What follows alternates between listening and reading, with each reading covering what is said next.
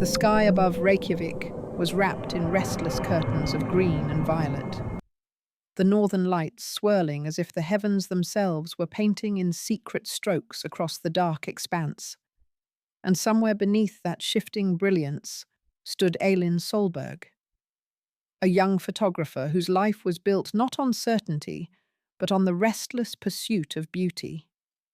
She could never quite hold her hands, always cold from the night air, her eyes wide with the hunger of someone who feared that if she stopped looking, the world might turn empty. Elin had grown up with stories her grandmother whispered, tales of the Huldufolk, the hidden people who lived between stones in mountains and behind veils of mist. And though she laughed at them as a child, claiming no modern woman should waste her time on ghosts in the rocks, something about those tales always lingered, like the taste of smoke after fire, impossible to erase. And now, as she crouched with her camera on the black volcanic sand of a deserted beach, she realized that the silence of the night had begun to thrum with the weight of things she could not see. The photograph she took was meant to be simple, a long exposure of the aurora over the sharp outline of basalt cliffs, waves rolling gently against the shore, the shutter clicking open and holding, while the lights above shifted and danced. And when she closed the shutter, she felt the familiar thrill in her chest, the quiet joy of knowing she had trapped something untouchable, that light itself had bent to her will. But when she looked at the tiny screen of her camera, her breath caught, because there against the glow of the aurora was a shape that did not belong, tall, indistinct, darker than shadow, standing at the edge of the sea, with its head tilted toward her. She blinked, rubbed the screen, took another photo, then another, each time turning the camera toward the cliffs, the waves, the sky. And each time the figure appeared not exactly the same, but always present, always waiting, as though it had slipped not into her world, but into the thin slice of reality her lens had opened. Elin told herself it was a trick of the camera, a glitch in the sensor, maybe even her own exhaustion after all. She had been chasing the aurora for hours, driving along narrow roads that cut through lava fields and steaming hot springs, refusing to sleep until she had found the perfect angle. And yet the longer she stared at the image, the more it seemed to move, the figure stretching as if it were alive, its edges soft, like smoke, yet darker than the night around it. That was the first night the shadows came. When she returned to her small apartment near the harbour, the air smelled faintly of salt and cod from the fishing boats, and the wooden floorboards creaked beneath her boots. But the silence felt strange, thick as though the rooms themselves were listening. She sat at her desk, transferred the photos to her computer, and watched with growing unease as the shapes became clearer on the larger screen. They were not human silhouettes, exactly too tall, too thin. The arms longer than they should be, but they were not abstract either. Not the random blur of motion or lens flare. In one photo, she swore she could see fingers stretching outward, reaching. Sleep did not come easily that night. Every time she closed her eyes, she thought she heard something moving beyond her window, like the soft scrape of cloth against stone, like breathing that wasn't her own. At 3 a.m, she woke with her heart hammering, convinced someone was standing at the foot of her bed. And though she found nothing when she turned on the light, she could not shake the feeling of being watched. The following days passed in a haze. She tried to return to her routine coffee in the mornings, walks by the harbour, editing her photographs and posting them online, but she could not escape the shadows. They appeared in every new photograph she took, whether of mountains, waterfalls, or even simple streets in town. Always the same figures, always darker than the world around them, always turned in her direction. At first, friends online praised her work, calling the figures mysterious, haunting a brilliant artistic choice. and she smiled weakly, pretending she had intended them. But inside her chest, a weight grew heavier because she knew she had not placed them there. They were not a trick of art. They were something else. It was her grandmother's voice she heard one evening while staring too long at the frozen image of a shadow leaning over her shoulder in the reflection of a window. The hidden people do not like to be captured. They are of darkness, of stone, of mist. To steal their image is to steal their shadow, and to steal a shadow is to steal a soul. Elin whispered aloud into the quiet room, her voice trembling, though no one was there to hear. "What are you trying to take from me?" The next night arrived on a hush of snow that surprised even the weathered fishermen who claimed they could smell a storm a day away. A fine latticework of flakes drifting down over the harbour and softening the world into something that felt not quite real. And Elin, restless and stubborn, and carrying a thin thread of fear. She refused to name, drove out of Reykjavik toward the lava plains, where steam rose in pale breaths from the earth, deciding with the stoic logic of a person who has spent too many years behind a lens that the only way to understand an intrusion is to look at it more closely, to invite it to reveal itself, to press the shutter, and hold until the truth slips through. She parked beside a low field of black rock, a frozen river glittering in the moonlight like a blade laid flat, and set her tripod with fingers already numb, despite the thick gloves. The cold clawing not just at her skin, but at the small, tender spaces inside her. Those places where doubt lives, where old stories make nests. Yet she steadied her breath and raised the camera and told herself that art is nothing if not the courage to face a thing that wants to be unseen. The aurora unfurled like silk, and she opened the shutter, counting in her head as the light bled across the sky. And it was then, precisely then, that she felt the presence at her back. A closeness without warmth. A height that eclipsed even the ridge behind her. And before fear could rip her away from the tripod, a voice not so much heard as felt, threaded through her bones and said in a tone like wet stone, sliding against wet stone, "You keep what is ours." Elin spun heart stumbling and found nothing in the open air but the snow and the steam and the mutter of the earth. Yet the camera, still exposing, trembled on its legs, and she felt again that thread of voice, softer now. A whisper that might have been the night itself, if not for the shape that gathered at the edge of her vision. A darkness denser than darkness. A silhouette that made the stars blink out as if they were afraid to pierce it.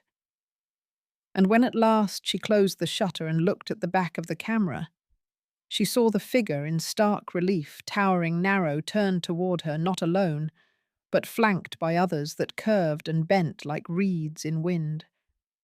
Their arms long and tapering, their heads slightly bowed in a posture that read to her as neither threat nor welcome, only inevitability. "You are not an accident."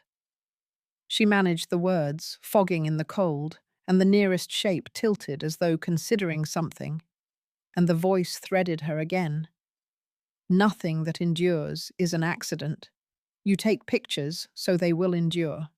And in doing so, you pull tight the shadows that belong to us.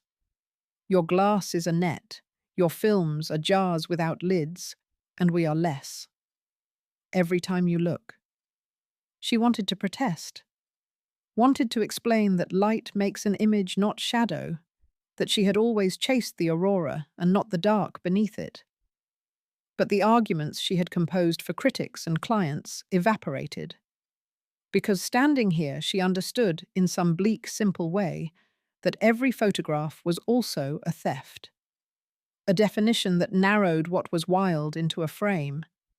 A claim that said, "This is how it was," when in truth it was only how she had seen it. "What do you want?" she asked, and the answer came with a wind that smelled like wet basalt and moss, and the deep metal breath of the planet. "Return what you have taken and what others have taken in your name. and what those who followed your images have stolen, for they learned from you, and the world has grown thin." The terms sounded impossible, a demand pressed against the face of a single human life. She laughed once, a small broken sound, and said, "I can't go to every person who ever saw my work and ask them to forget." And the horizon seemed to lean closer, the shapes drawing in a fraction like a tide that doesn't touch, but alters gravity nonetheless.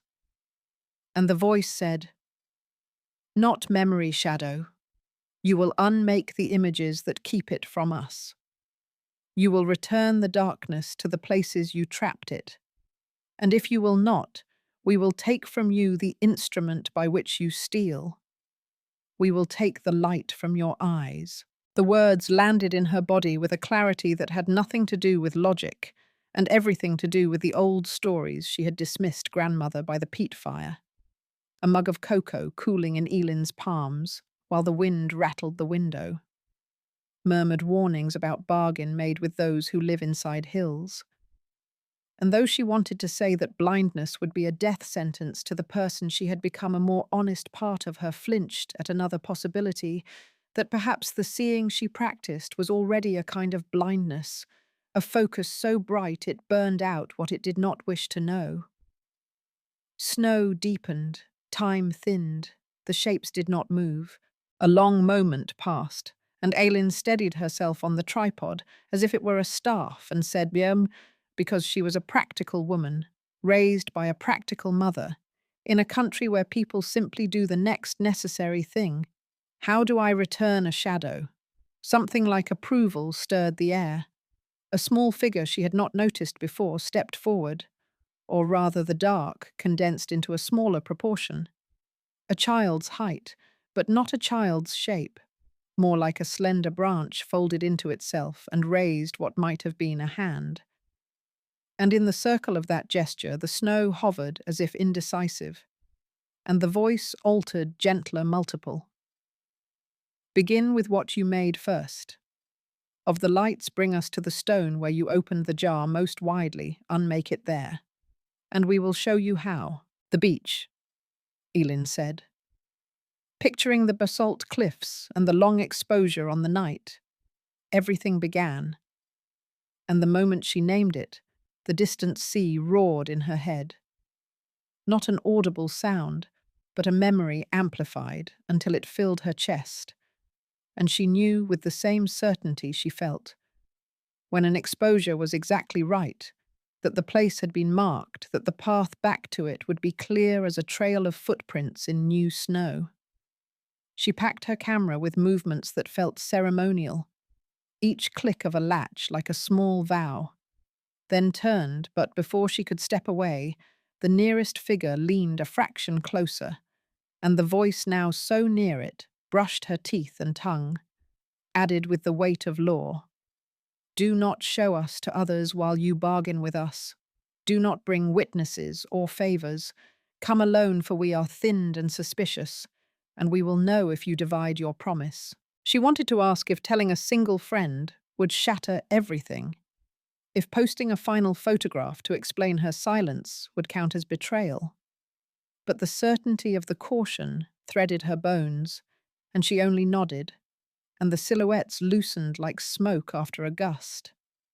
And the field was suddenly empty, in the ordinary way of emptiness, which is to say, full of quiet things that don't care who you are, don't. On the drive back, she stopped once at a roadside cafe where the lights were still on, though the chairs had been set on tables, and the woman mopping the floor looked up with the weary warmth of someone who has spent her entire life in weather, and asked if Elin needed anything. And Elin, standing there with her coat unbuttoned and her mind buzzing like a trapped fly, heard herself ask, "Do you know the old stories, the ones about the hidden people and shadows?" And the woman paused, set the mop aside and crossed herself in a gesture half ironic and wholly sincere, and said, "It is not wise to call them by names at night." And then in a softer voice that belonged to the grandmother Elin had lost, If they have spoken to you, then it is because you have already stepped into their house. Before she left, the woman pressed a paper-wrapped bundle of kleinur into Ellen's hands and said, "For the road, and for whatever you must face, and the gift." Sweet fried dough, twisted like a knot, felt like a charm, not against danger but against despair. And Elin drove the last kilometres home, with the taste of cardamom on her tongue, and the certainty that a bargain had been set in motion, that she had agreed without quite agreeing that dawn would find her packing again. Back at her apartment, the harbour quiet and the boats swaying like sleepers in their berths, she opened the drawer where she kept a few small relics. Her grandmother's wool scarf, a flat stone, rubbed smooth with years of worry. A notebook filled with old women's recipes and older women's warnings. And in the notebook, between a formula for rhubarb jam and a note about the best day to plant potatoes, she found a single line that made her hands go very still. If you must return what you took from the dark, go where you stole it and ask the stone to open its mouth. Elin slept then in a shallow, restless way, dreaming of boulders with lips and lava that laughed. And when the alarm cleaved the morning, she rose, already dressed in resolve, because the beach was waiting. The jar without a lid had to be overturned. And somewhere in the drift between light and shadow, the hidden people were counting the minutes of her promise. The road to the coast was an old friend to Elin, though now it felt like a corridor lined with unseen eyes, the snow-muted fields stretching on either side like pages waiting for ink, and the mountains ahead rising like watchful giants whose patience had thinned. She drove with the kind of silence inside her that made every creak of the tires, every whisper of the heater sound like an intrusion. And in that silence, she rehearsed explanations she could never give. Why a rational woman would follow shadows, why an artist would risk her eyes, why a life shaped around beauty had bent so quickly toward terror and devotion. The cliffs came into view, just as dawn smeared the horizon with a colour so pale it barely deserved a name. A silver bruise lifting behind the sea, and the basalt columns rose black against it, severe and immovable, as though they had been waiting not centuries, but specifically for her return. Elin parked at the same strip of gravel she had chosen nights before, shouldered her camera, and felt a wave of recognition so strong it nearly buckled her knees. Not nostalgia, but the weight of a stage where a scene had been set and now required its actor. The beach was empty, in the way only Icelandic beaches can be endless. Black sand swept clean by wind, a hiss of waves that seemed more like breath than water, and gulls far overhead, drawing thin white arcs against the lingering aurora. And she walked slowly, deliberately, boots sinking just enough to leave prints. She suspected would not last until she reached the stone outcrop where she had first opened her shutter, where the shadows had first claimed her. She set up the tripod, hands steady, though her heart stumbled, and for a long moment she only stood there waiting, uncertain whether to call out, uncertain whether the act of simply lifting the camera would summon them. But the sea answered first, a single wave larger than the rest, slamming against the cliff so hard it sent spray high into the air. And in that spray, she saw them faint but distinct, the outlines gathering as though the water had carried their forms back to shore. "You have come," the voice said. And this time she heard it both inside her skull and in the thrum of the ground beneath her boots, and she nodded because words seemed small. "I don't know how to unmake a photograph," she confessed. And the figures leaned a forest of shadows bending in unison, and the answer came, "You made it with light. You will unmake it with dark. Open the glass, and we will show you how to let it breathe." She hesitated, the absurdity rising like heat. What did it mean to open glass to unmake with dark? But she understood that her hesitation was irrelevant, that the choice was no longer about whether she would act, but how. So she removed the camera from the tripod, scrolled through her gallery until she found the first image, the long exposure where the aurora burned above the sea, and the silhouette stood waiting. And as the screen glowed in her hands, the shadows around her shifted, drawn toward it like moths. Not to flame, but to their own reflection. "Do I delete it?" she whispered. Thumb, hovering. Not delete. The voice corrected harsh and soft at once. Deletion is another theft. You bury what is still alive. You must return it. Hold it to the stone. Hold it to the dark that bore it. Her stomach tightened.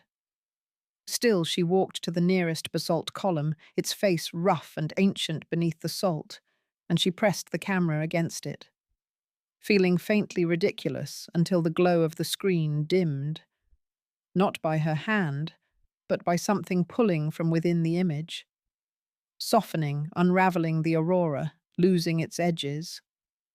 The figure dissolving not into pixels, but into mist, seeping into the cracks of the rock as though the stone itself were drinking.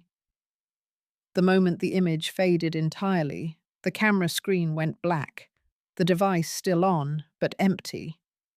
And around her the air swelled with a sound like dozens of sighs exhaled in relief. She pulled the camera back, trembling. It worked, she breathed. One jar opened, the voice said. But there are more. She thought of the dozens of images she had taken since the countless photos posted online, the ones sold as prints hanging in houses she had never visited. The task loomed monstrous, impossible. "You ask me to undo my entire life," she said, anger cracking through fear. "We ask you to see the weight of what you hold." The reply came, and though it carried no malice, she felt herself shrink beneath it. The shadows pressed closer, not threatening but insistent, and from their midst emerged again the smaller figure, the branch-like child shape who reached out what might have been a hand.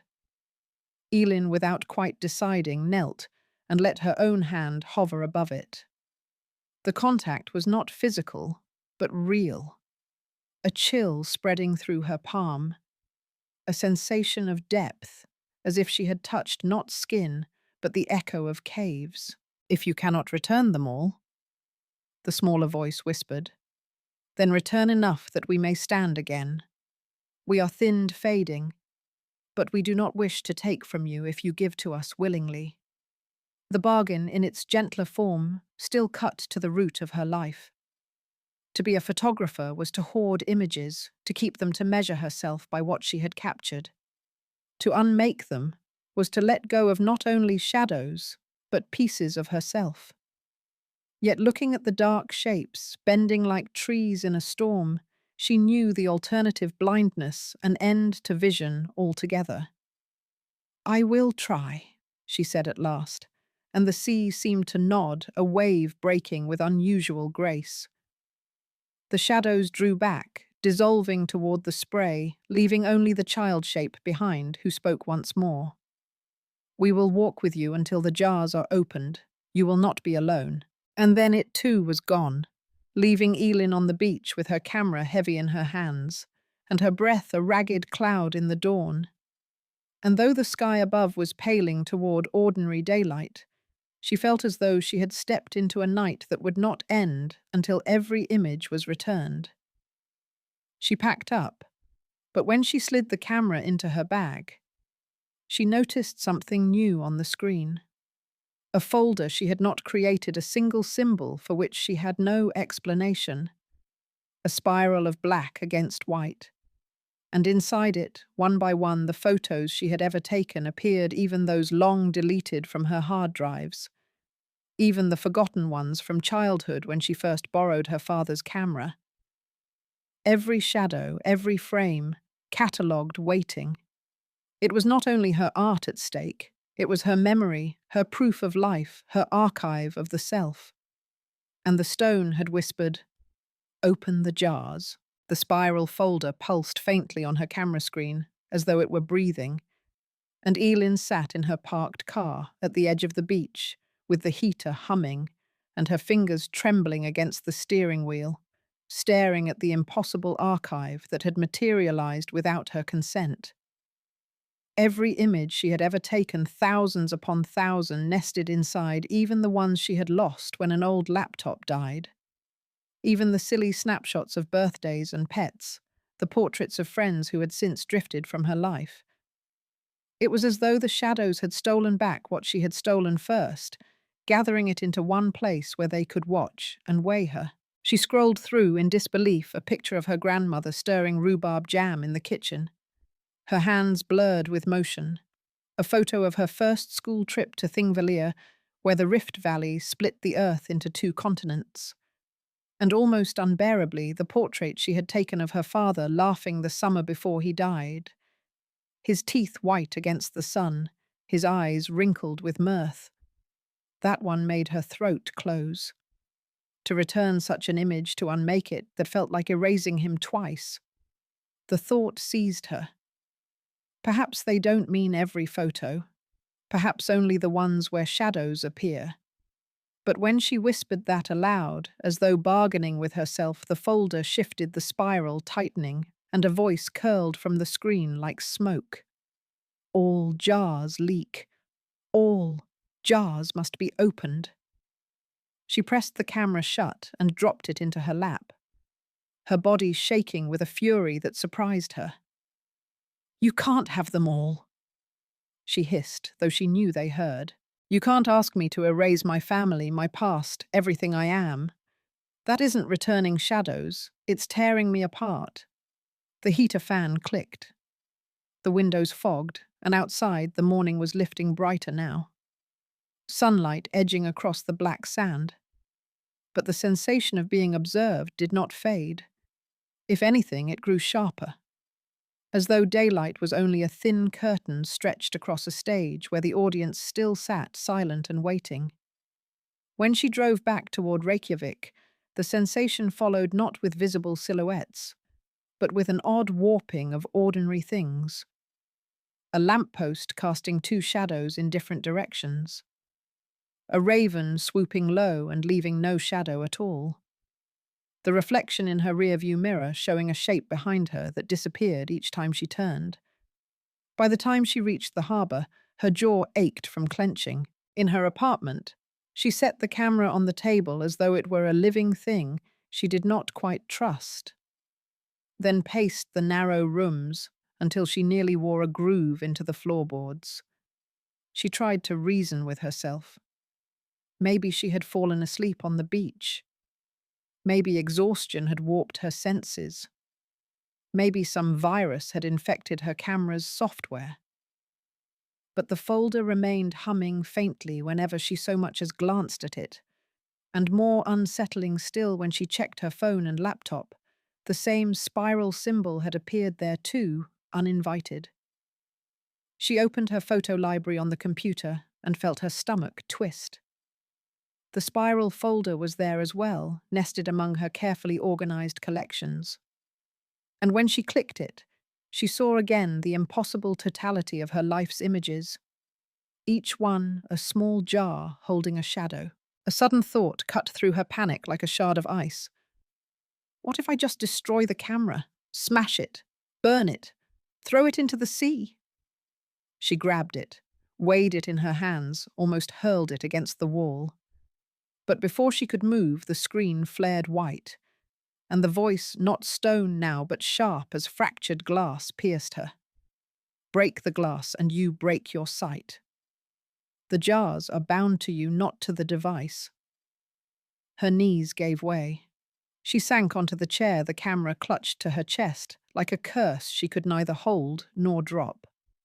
Hours passed in restless fragments until finally she forced herself to act. She opened the spiral again, scrolled to the most recent photographs, the ones where the figures had appeared most clearly, and carried the camera down to the harbour. Fishermen were repairing nets, gulls, circling above the ordinary life of the world, carrying on. But Elin walked past them to the end of the pier, where the water stretched deep and dark. She pressed one image, a silhouette rising from the waves against the iron railing, whispering, "Take it back." And as she spoke, the photo blurred, softened, bled into the metal until the surface was slick with condensation that evaporated a moment later, leaving the screen blank. The relief was immediate, a loosening in her chest, and the shadows in her periphery thinned. But then she noticed something awful. The fisherman nearest her, an old man in a wool cap, was staring not at the sea, but at her with a pale, unsettled expression. And when she turned to look, she saw his shadow flicker on the pier, shorter, fainter than it should be. The realization struck like a blow. Returning the shadow to stone or sea did not simply erase the theft. It shifted weight, rebalanced, rippled outward. The world itself was changing with each act. That night, lying awake, Ailin thought of the folder filled with her father's laughter, her grandmother's kitchen, her childhood friends. If she returned them, what ripples would they cause? Would her father's shadow vanish from the earth entirely? Would her grandmother's memory thin until she was nothing more than a recipe in an old notebook? The voice visited once more in the dark, softer now, almost coaxing.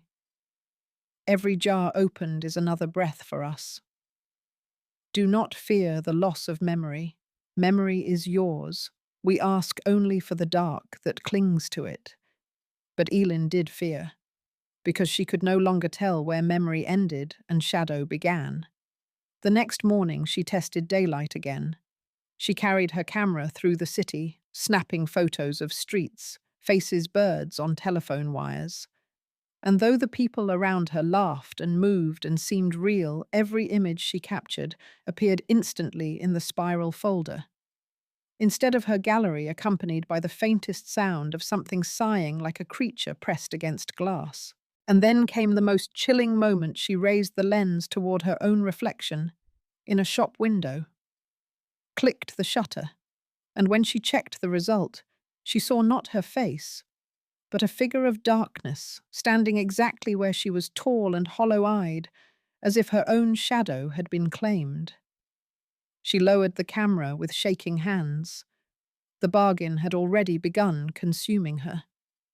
Morning slid into afternoon with a brittle light, the kind that looks warm from behind glass, but bites deep when you step outside, and Elin found herself pacing the length of her apartment, as though the walls themselves were shrinking her camera, sitting on the table like a loaded weapon she dared not touch, but could not ignore. She thought of her father's face, preserved in pixels, the only true laughter she had left of him, and of her grandmother's weathered hands, stirring sugar into rhubarb jam.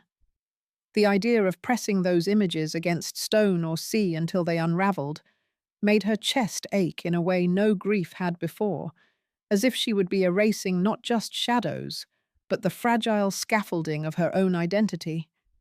But the other truth was undeniable. The shadows had begun leaking into her days. When she went to buy bread at the corner bakery, she saw a customer reach for change and cast no shadow across the counter. When she passed the statue of Ingolfur Arnason in the square, she watched its stone silhouette shimmer strangely on the ground, bending toward her as though listening.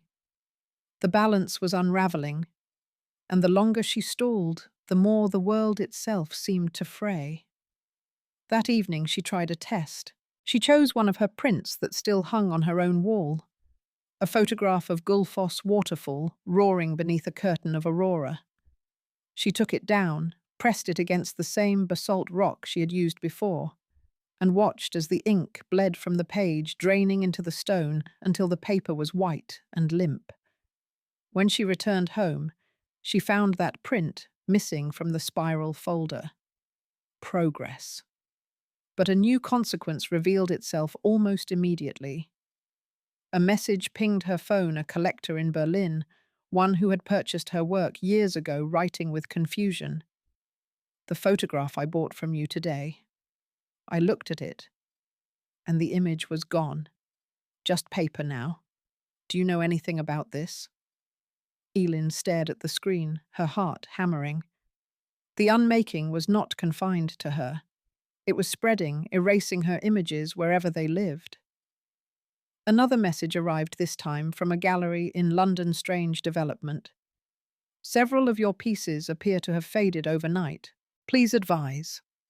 She dropped the phone onto the couch, pressing her palms into her eyes. The task was being carried out with or without her direct touch, as though the shadows had already bound her promise into law. When she lowered her hands, she saw across the room her own reflection in the darkened window. But it wasn't hers. The figure standing there was taller, its outline elongated, hollow-eyed, a distortion of herself. And when she moved, it moved a heartbeat too late. The truth struck cold. They were not only asking her to return shadows, they were using her to do it. For the first time, she wondered if she had made a mistake by yielding at all. Yet even as that thought formed, her vision flickered. The room dimmed colours, draining as though someone had dialed down the light. She gasped, clutching her head, and the voice poured into her bones once more. Do not falter. Do not resist. Every jar opened restores us. Every hesitation thins you. When the brightness returned, she was kneeling on the floor, shaking the camera heavy against her chest. She understood then with brutal clarity. If she stopped, if she refused, they would strip the light from her eyes piece by piece until she stumbled in darkness. And still the folder waited, endless patient each photograph, another thread tying her to the fate of the hidden ones. The decision came not in a single dramatic instant, but as a slow erosion, a steady gnawing inside her, until Elin realized she could no longer pretend to be a bystander in her own life. The spiral folder was not going to vanish. The shadows were not going to release her. And each day her vision dimmed a fraction more, like glass fogging from the inside. By the end of that week, she could no longer read street signs at night, and even in daylight, the edges of the world looked as though someone had smeared charcoal across them. So she packed a bag, her camera a notebook, her grandmother's scarf and a map of Iceland, on which she had marked with red ink the sites of her most famous photographs. Gullfoss, Skogafoss, Jökulsárlón, the basalt caves at Reynisfjara, places that had built her reputation. The images that had been printed sold, scattered across the world. If the shadows demanded she return them, she would start where she first captured them. Before leaving, she tried one last experiment. She opened her laptop, found a digital file of a minor photograph she had once taken an empty road under weak aurora, forgotten by all but her hard drive, and attempted to drag it to the trash. The spiral folder intervened, swallowing the image before she could act. The screen flashing with that familiar sighing noise. It was no longer hers to control. The journey began under a sky, the colour of iron snow sweeping sideways across the highway as she drove east. Hours passed with the wipers thudding a metronome of dread. She stopped only for petrol and bitter coffee, the taste of cardamom from the cafe woman's kleinur still ghosting her tongue. A reminder that kindness persisted in a world leaning toward strangeness. Her first destination was Gullfoss. The waterfall thundered into the canyon as it always had white spray billowing upward in frozen plumes and tourists in brightly coloured jackets huddled against the wind. To them it was only beauty, only spectacle, but Elin walked past with the gravity of someone entering a cathedral. She carried the framed print she had once kept on her wall, its surface now pale from the unmaking, and pressed it to the rocks at the edge of the fall. For a moment nothing happened. Then the mist thickened, curling around her legs like smoke, and she heard the voices layered, echoing. Another jar opened, another breath. Her vision sharpened briefly colours, flaring brighter than before, as though the world itself had inhaled. But she also noticed a man nearby stumble, dropping his phone into the snow, clutching his head as though dizzy. His shadow on the ground wavered, flickered, then steadied again. Elin's chest clenched. Every act of returning seemed to draw some toll on the ordinary world. She drove on. Skogafoss, Reynisfjara. At each site she repeated the ritual, pressing prints or screens against stone, or watching images dissolve, listening to the sigh of voices in her skull. And each time her sight briefly brightened, then dimmed again, as if the gift was temporary, conditional, a leash, reminding her who held the other end. It was at Jökulsárlón that the true fracture began. The glacial lagoon stretched silent and blue icebergs drifting like broken teeth. Elin stood at the water's edge, camera in hand, and chose one of her most famous images. The aurora reflected in the lagoon, a photograph that had been reprinted in magazines, on postcards, even on calendars abroad. She held it toward the ice, whispering, "Take it back." The water rippled. Shadows thickened beneath the surface, dozens of them rising like fish. But this time, when the image dissolved, something else happened. A young woman nearby screamed. Elin turned to see her crouched, staring at her own hands. Her skin had darkened just for a moment, like ink had seeped beneath it, and her reflection in the lagoon showed not her face, but a hollow-eyed silhouette. Then, as suddenly as it came, it was gone. The tourists muttered, unsettled, some laughing nervously. Elin's stomach twisted. The bargain was spilling into innocent lives. That night she slept in a guest house, where the wind rattled the windows and the sea pounded in the distance. She dreamed of her reflection, walking without her, moving in rooms she hadn't entered, gazing back at her with pity. When she woke, her mirror confirmed it. Her reflection's mouth was slightly out of sync, lips moving just a fraction late. The shadows were not content to linger at the edges anymore. They were sliding into her place. She pressed her palms against the glass, whispered fiercely, "You said if I returned enough you'd let me go." Her reflection smiled, too late, too wide, and the voice came not from the mirror, but from her own throat, unbidden. "We said you would walk lighter. Did you think that meant alone?" She staggered back, horrified. The bargain was not to restore the world by returning shadows. It was to weave her into them, stitch her life into their thinning fabric. Each photograph she unmade was another thread, tying her more tightly. By morning she understood the truth with dreadful clarity. This was not only about giving back what she had stolen, it was about becoming part of them. Elin drove west again, with dawn clawing faint streaks of pale gold across the sky, but the light felt thin, exhausted, as if the sun itself was struggling against some veil. Her own eyes ached with it. Colours no longer held the sharp brilliance she had once chased, and shadows lingered longer than they should, tugging at the corners of her vision until she flinched. She tried humming as she drove an old lullaby her grandmother used to sing, hoping to anchor herself in sound. But even her voice sounded slightly off, as though another voice was humming alongside her, half a beat slower. In Reykjavik, she avoided her apartment. Instead, she parked by the harbour and sat in her car, staring at the gulls wheeling overhead, trying to quiet the rising panic that had begun to shape every thought.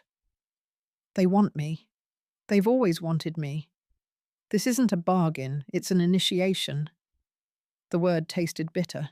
By midday, she forced herself to visit her grandmother's grave, a small stone slab at the edge of a windswept cemetery, where lupines bent in the cold.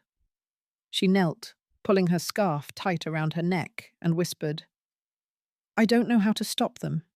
You told me the stories and I didn't believe, and now I'm in the middle of one. What do I do, Amma? How do I keep myself?" The wind carried no answer, only the faint creak of a gate. But when she opened her eyes, she saw something strange, her own shadow stretching across the grave, longer than it should be, too long for the winter sun. And in that elongated form, her reflection's smiled lips, curving in a way her own mouth had not. "You don't belong to them." She hissed at it low and desperate. "You belong to me." The shadow tilted its head. Her head and the smile widened. That evening she fled again, driving north to a cabin she had once rented for photo shoots. She locked the door lit every lamp, drew the curtains, and sat at the table with her camera. The spiral folder glowed, waiting.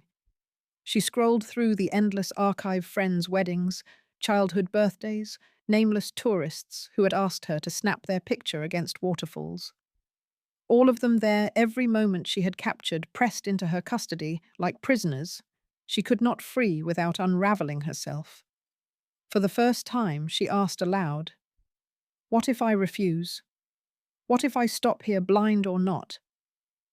What if I burn the camera and smash the lenses and never take another picture?"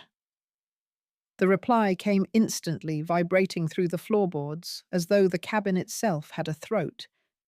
"You cannot burn what you carry inside. You opened the jars with your eyes long before the glass. To refuse is to lose everything. To continue is to become part of us. Choose." Her pulse raced. Lose everything or lose myself. That night, she dreamt of her reflection walking out of the mirror, entirely settling into her bed, breathing her breath while she stood outside, pounding on the glass unheard. When she woke, the lamps were still burning, but her reflection in the darkened television screen was sitting upright while she lay half reclined. Its eyes were deeper, its mouth still smiling, patient. She screamed through the blanket over the screen and fled out into the snow. Cold air steadied her. She realized then that bargaining would never end. The shadows would always demand more, always thin her until she was one of them. There had to be another way. Not compliance, not refusal, something else. She remembered the words from her grandmother's notebook. "If you must return what you took from the dark, go where you stole it, and ask the stone to open its mouth." She had done that. But what if the stone could not only swallow? What if it could also speak? She thought of the basalt cliffs at Reynis Fiara, the place where she had first seen the figure, the birthplace of this bargain. Perhaps the only place it could be broken. By morning, she was already driving her body running on adrenaline and fear. The road unfurled ahead like a command. She kept the camera on the passenger seat, the spiral folder glowing faintly, even when the device was off, as though reminding her that she was never truly alone. When she reached the cliffs, the tide was low, the black sand stretching wide, and the basalt columns loomed in solemn silence. She stood before them, heart hammering, and shouted into the wind, "If you want me, come now. If you want my eyes, take them. But if you want my life, you'll have to speak plainly." For a long moment there was only the crash of surf. Then the columns themselves seemed to darken lines of shadow bleeding between them until they formed a doorway. And from that doorway, the figures emerged taller, clearer than ever, their limbs elongated, their eyes, hollow lanterns. The child shape came forward, holding out its branch-like hand. "You have given back enough that we may breathe again," it whispered, voice almost tender. "Now you must decide whether to walk back into light or walk with us." Behind it, the larger shadows swayed as if waiting for her answer. The surf-pounded gulls shrieked overhead, the wind cut like knives. Elin's whole body trembled. She realized then that the bargain had never been about restoring balance for them alone. It was about offering her a place among them, binding her into their survival. Her reflection flickered in the wet sand at her feet. It lifted its hand before she did. It smiled first. And for the first time, Elin felt not fear, but anger. Not at them, but at herself for believing she had only two choices. She raised the camera not to capture, but to wield, and spoke through clenched teeth. "If shadows live only because we look, then I will stop looking." She shut her eyes. The surf roared, the voices hissed, the ground trembled. Elin stood before the basalt cliffs, the roar of the surf and the hiss of wind threading around her like 1,000 unseen hands. And for the first time since this began, she closed her eyes, shutting out not only the towering shadows gathering in the stone doorway, but also the pull of the spiral folder humming in her camera, shutting out the flicker of her own reflection that had grown bolder each day. Darkness filled her true darkness. Not theirs, not stolen or demanded, but the simple dark of closed eyes, the kind of dark she had known as a child beneath warm blankets, the kind that was safe. She clung to it fiercely. If you live because I look, then I will not look any more. The ground trembled as if the cliffs themselves resisted her defiance. Voices poured through her bones, sharp and furious, a cacophony of stone grinding against stone. Without you we thin again. Without you we vanish. Do you choose blindness, or do you choose us? Her heart hammered. She tasted salt on her lips, wind biting her skin, but she kept her eyes shut, fists tight around the camera. I choose myself, she whispered. I choose to remember without owning. I choose to love without trapping. I choose to live without your leash. The surf crashed louder, spraying cold across her face. Her body rocked as if the very earth tried to shake her resolve. Then slowly the voices changed, not rage now, but something else. A long, low sigh like the sound she had heard each time she released a photograph. So be it. You will walk with memory, but you will walk without shadow. The air fell silent. The trembling ceased. Elin dared to open her eyes. The cliffs were bare again, black and wet, their faces empty of doorways. The beach stretched wide and desolate gulls wheeling above. The figures were gone. She glanced down, her feet pressed into the sand solid. Her reflection shimmered faintly in the wet surface, only faintly. It was not gone, but thinner than before, pale and fragile. She reached for it with her hand, and for the first time it did not mimic her perfectly. It smiled faintly on its own, then dissolved into the foam of the receding wave. A sob rose in her throat, half grief, half relief. Back in Reykjavik, she tested herself. She looked at old photographs pinned on her wall, at digital files on her computer. They were empty now, blank white, stripped of all shadows. Yet when she closed her eyes, she could still recall them. Her father laughing at the lake, her grandmother stirring jam, the glow of auroras over glaciers. The memories were there, no weaker than before. But the images had been released. She tried taking a new photograph, pointing her lens toward the harbour at sunset. When she checked the screen, nothing appeared. Not the boats, not the gulls, not the light. Only blankness. The camera had become a hollow box. A strange calm settled over her. She would never take another photograph again, not in the way she once had. Her career was gone. Her archive dissolved, her name already fading from the galleries that had praised her. But her sight was hers, and her memories were hers, and she could walk freely under the northern lights without fearing what waited in the shadows. On her table, she placed the camera, closed the spiral folder for the last time, and wrapped her grandmother's scarf around her shoulders.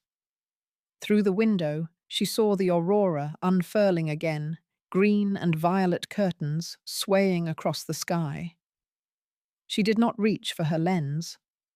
She simply watched with her own eyes wide and unfiltered until tears blurred the lights into something even more beautiful. For the first time, she realized she was seeing without stealing, and though her shadow no longer followed her exactly, she felt lighter, as though some burden had finally been set down on the stones where it belonged.